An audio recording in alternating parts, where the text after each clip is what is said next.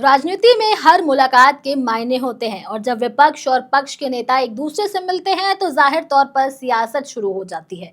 ऐसे में जब लोक जनशक्ति पार्टी के प्रमुख और एनडीए के सहयोगी चिराग पासवान विपक्ष के नेता और राजद नेता तेजस्वी यादव के साथ नजर आए तो सवाल उठने लाजमी थे। ये मुलाकात एक शहीद के घर पे हुई थी, जहां दोनों नेताओं ने श्रद्धांजलि अर्पित की, लेकिन इससे राजनीतिक मायनों को लेकर के चर्चाओं का बाजार गर्म हो गया। ये सवाल उठने लगे कि चिराग पासवान ने तेजस्वी यादव की तारीफ क्यों की, इसके क्या मायने हैं।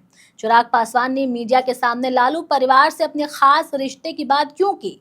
इन तमाम सवालों का जवाब जानेंगे, समझेंगे, लेकिन उससे पहले आप हमारे चैनल द हिंदी टॉप को सब्सक्राइब करें, बेल आइकन दबाना ना भूलें ताकि आप तक पहुंचे हर खबर सबसे पहले। चिराग पासवान ने तेजस्वी यादव से इस मुलाकात को व्यक्तिगत करार दिया है, लेकिन इसके साथ ही लालू परिवार की दिल खोलकर तारीफ भी कर दी।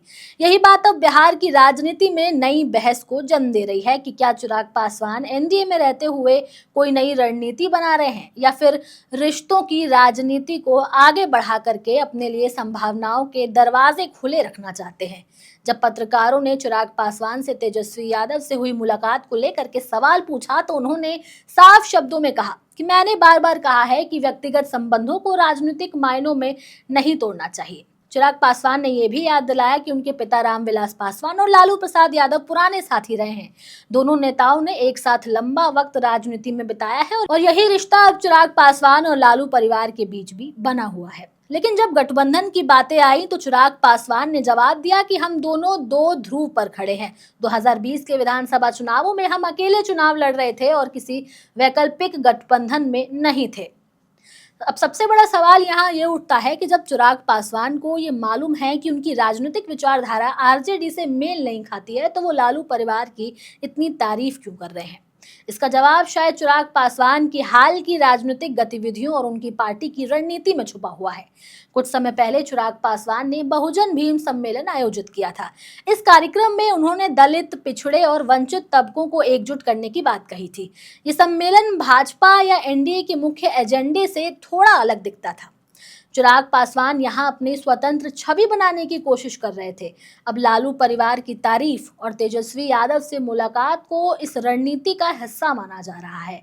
चिराग पासवान एक तरफ एनडीए में मजबूती से बने हुए हैं, लेकिन दूसरी ओर वो दलित समीकरणों को साधने के लिए जमीन भी तैयार कर रहे हैं। अब लालू परिवार के साथ उनके पारिवारिक रिश्ते का सार्वजनिक तौर पर जिक्र करके वो ये संकेत दे रहे हैं कि वो किसी भी राजनीतिक स्थिति के लिए दरवाजे बंद नहीं कर रहे हैं। यहाँ ये सवाल उठना भी लाजमी है कि क्या चिराग पासवान पलट सकते हैं, जैसा कि 2020 के चुनाव में हुआ था, जहां वो स्वतंत्र रूप से तो लड़े थे, लेकिन उन्होंने नीतीश कुमार के लिए मुसीबत जरूर खड़ी कर दी थी।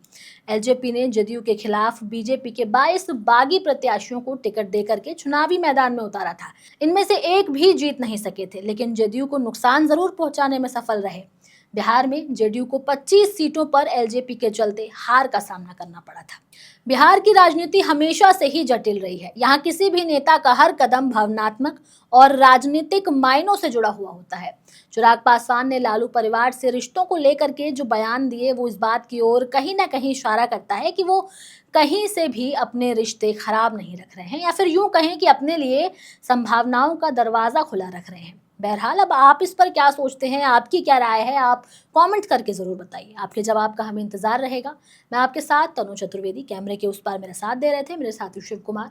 तो ऐसी और तमाम खबरों के लिए आप सब्सक्राइब करें हमारे चैनल द हिंदी टॉप को। साथ ही हमें एक्स यानी ट्विटर, फेसबुक और इंस्टाग्राम पर भी फॉलो करें।